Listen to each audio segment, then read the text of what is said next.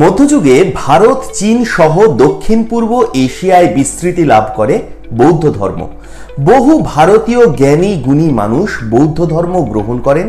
সেই সময় নালন্দা, তক্ষশিলা, বিক্রমশিলা এই সমস্ত বিশ্ববিদ্যালয়গুলো গোটা বিশ্বে বেসিক্যালি জ্ঞানের দিক থেকে রাজত্ব করছে। সেই সময়ের কথা। সেই যুগে এক বাঙালি ভদ্রলোক নিজের বাড়ি, ধন সম্পত্তি সব কিছু ছেড়ে দিয়ে বেছে নিলেন সন্ন্যাস। আজ বলবো তার কথাই। এই গুরুত্বপূর্ণ প্রতিবেদন শেষ অবধি দেখুন। আমি দীপেন্দু, দ্য নিউজ বাংলা লাইভে আপনাদের স্বাগত জানাই। অনেক বছর আগের কথা। তখন বাংলাদেশ আর পশ্চিম বাংলার মিলিত রূপ রাঢ়, বরেন্দ্র, হরিকেল, সমতট ও বঙ্গ নামে ছোট ছোট অঞ্চলে বিভক্ত ছিল। সমতটের প্রধান নগরী ও রাজধানী ছিল বিক্রমপুর। সেই বিক্রমপুরের বজ্রযোগিনী নামে এক জনপদে 982 খ্রিস্টাব্দে জন্ম হয়েছিল এমন এক মানুষের, যার মতো জ্ঞানবান পণ্ডিত সেই যুগে ছিল বিরল। আজ তাকে আমরা অতীশ দীপঙ্কর নামে চিনি। কেউ কেউ অতীশ দীপঙ্কর শ্রীজ্ঞান বা দীপঙ্কর শ্রীজ্ঞান নামেও চেনেন। পরে তিনি এইসব নামে জগৎজোড়া খ্যাতি পেলেও বাবা মা নাম রেখেছিলেন চন্দ্রগর্ভ। কল্যাণশ্রী ছিলেন একজন ধর্মপ্রাণ রাজন্য। তার স্ত্রীর নাম ছিল প্রভাবতী। তাদেরই মেজ ছেলে এই চন্দ্রগর্ভ। বড় ছেলের নাম পদ্মগর্ভ এবং ছোটটি শ্রীগর্ভ। বজ্রযোগিনী জনপদ কিন্তু আজও টিকে আছে, তবে এখন সেটা নেহাতি একটা গ্রাম। একটা ঢিবিকে স্থানীয়রা চিহ্নিত করে রেখেছেন হাজার হাজার বছর ধরে। নাম বলেন অতীশের ভিটা। ছোটবেলা থেকেই চন্দ্রগর্ভ ছিলেন একটু অন্য ধরনের মানুষ। আর 5টা ছেলের মতো খেলাধুলায় আর সামান্য পড়াশোনায় জীবন তার কাটাতে চাইল না। মাত্র 10 বছর বয়সেই সে যে কোনো বই পড়ার মতো শিক্ষিত হলো। তার হাতের লেখা ছিল ছবির মতো সুন্দর। সেই সময়ে রাজপরিবারের ছেলেদের এইটুকু শিক্ষাই যথেষ্ট ছিল। কিন্তু এই ছেলে তো আর রাজকার্য করার জন্য জন্মায়নি। তার সামনে একটাই লক্ষ্য, সবকিছু জানতে হবে তাকে। এত সব জানতে গেলে, বুঝতে গেলে চাই আরো পড়াশোনা, চাই উপযুক্ত শিক্ষা। এমন শিক্ষক কোথায় পাওয়া যাবে? মাত্র 12 বছর বয়সেই রাজপরিবারে বেড়ে ওঠার মোহ তার ভেঙে গেল। প্রাসাদের নিশ্চিন্ত জীবন ছেড়ে বেরিয়ে পড়ল সে দেশান্তরে উচ্চ শিক্ষার খোঁজে, আচার্যের খোঁজে। যে সময়ে তিনি সম্পূর্ণভাবে তন্ত্রচর্চায় নিয়োজিত, সেই সময়ে এক রাতে তিনি স্বপ্ন দেখলেন। স্বপ্নে অসংখ্য শিষ্য সহ ভগবান বুদ্ধদেব তাকে দেখা দিয়ে বলেন, এই জীবনের প্রতি তোমার এত আসক্তি কেন? কেন তুমি বৌদ্ধ ধর্ম গ্রহণ করছো না? তখনই তিনি সিদ্ধান্ত নেন যে আর নয়। যোগী আর সিদ্ধাচার্য আর ডাকিনীদের সঙ্গ ছেড়ে তিনি বিশুদ্ধ বৌদ্ধ ধর্মে দীক্ষা নেবেন। আচার্য ধর্মরক্ষিত তাকে বৌদ্ধ ধর্মে দীক্ষা দেন। আর এই প্রবর্জ্য গ্রহণের সময়ই তার নাম রাখা হয় দীপঙ্কর শ্রীজ্ঞান। তখন তার বয়স ছিল মাত্র 29 বছর। বৌদ্ধ ধর্মে দীক্ষা নেওয়ার পর 2 বছর বঙ্গ আর মগধের বিখ্যাত আচার্যদের কাছে পড়াশোনা করেন অতীশ। ওদন্তপুরী বিহারে আচার্য ধর্মরক্ষিতের কাছে মহাবিভাষা আয়ত্ত করেন। মহাসাংঘা, সর্বাস্তিবাদী, সম্মিতীয় আর স্থবিরবাদী এই 4 সম্প্রদায়েরই ত্রিপিটক পাঠ করেন তিনি। তান্ত্রিকদের ছেড়ে বিশুদ্ধ বৌদ্ধ ধর্মচর্চায় তার জীবনের মূল লক্ষ্য হয়ে ওঠে।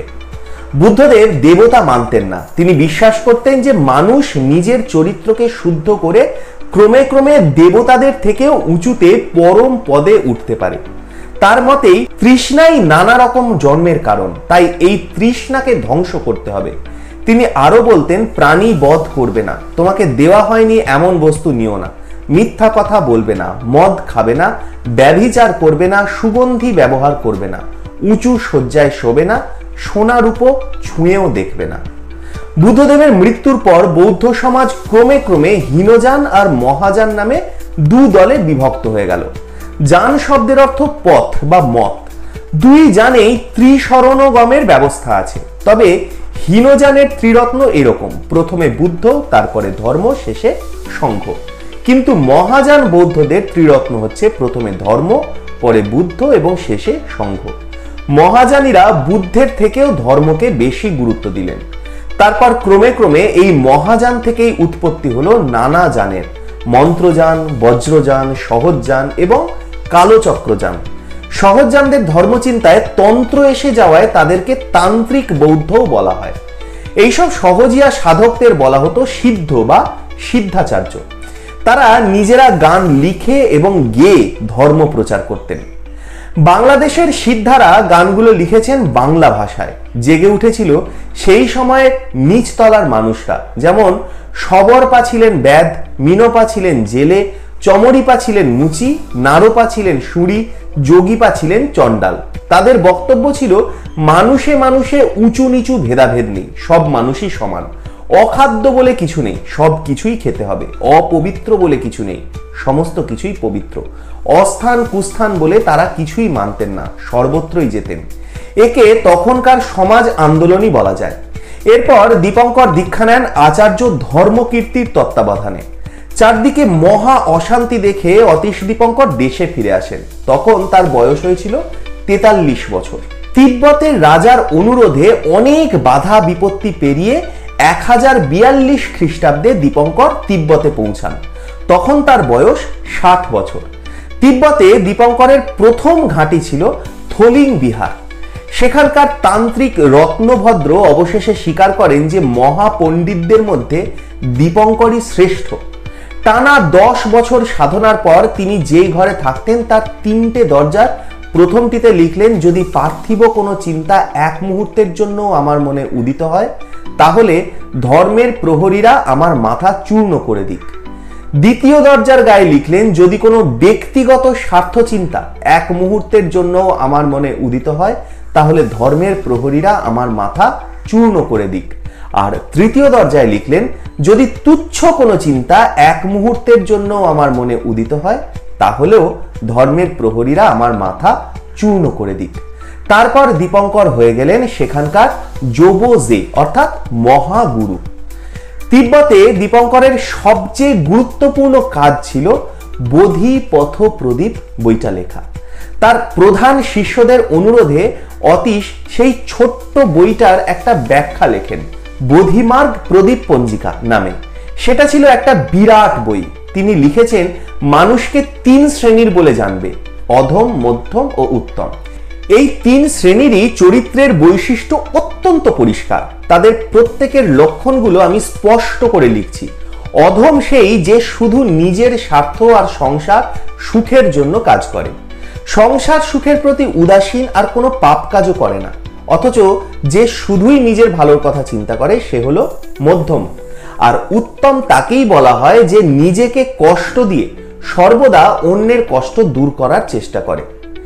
ভারত থেকে বৌদ্ধ ধর্ম গিয়েছিল তিব্বতে।